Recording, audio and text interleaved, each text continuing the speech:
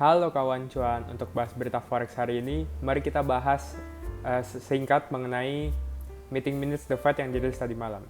Sebelumnya disclaimer on ya, ini hanyalah hasil analisa fundamental aku dan bukan saran trading, sehingga resiko trading tanggung masing-masing ya. Jadi meeting minutes terbaru dari The Fed baru saja dirilis subuh tadi. Nah, meeting minutes ini tuh berbeda dari hasil rapat FOMC yang diumumkan The Fed akhir bulan Januari lalu.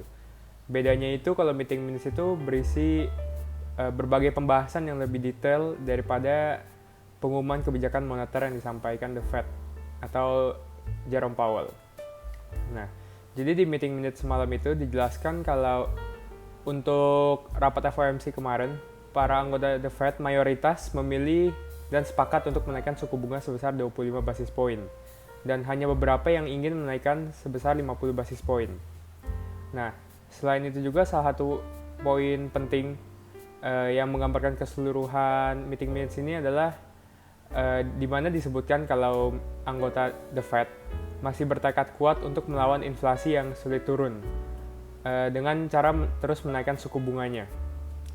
Dan suku bunganya itu tingkat akhirnya belum dijelaskan sampai berapa di meeting minutes ini. Dan juga mereka juga mengatakan kalau pasar tenaga kerja itu masih solid, dan inilah yang membuat kenaikan suku bunga lebih lanjut itu bisa dilakukan. Walau beberapa anggota The Fed juga menyebutkan kalau mereka melihat resiko terjadinya resesi di tahun ini itu akan semakin meningkat jika hal ini dilakukan. Kalau menurut aku, dari nadanya meeting minutes ini tuh masih cukup hawkish. Dan juga perlu diingat kalau meeting minutes ini kan merupakan catatan dari rapat FOMC di akhir bulan Januari lalu. Di mana di saat itu aja anggota The Fed itu masih hawkish.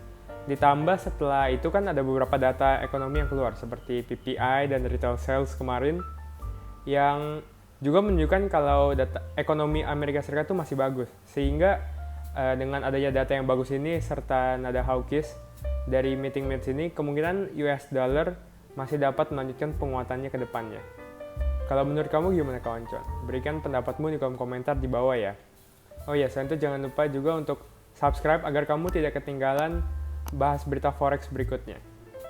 Follow juga aku di IG dan juga TikTok di @rw_beritaforex. Terima kasih dan sampai jumpa kawan cuan.